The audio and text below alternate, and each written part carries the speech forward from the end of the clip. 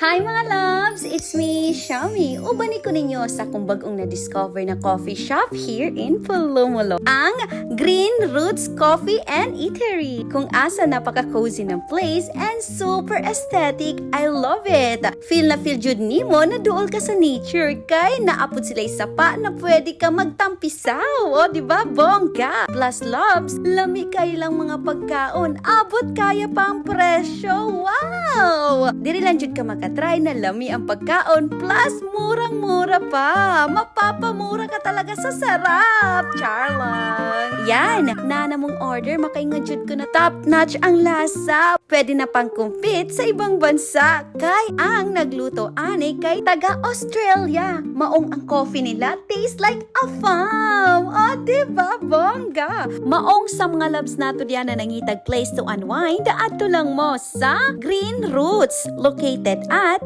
Purok 5 Dam, Barangay Landan, Pulumulo. Loves, dagan salamat sa pag-uban sa ako. Once again, this is Shami. Love lots. Mwah!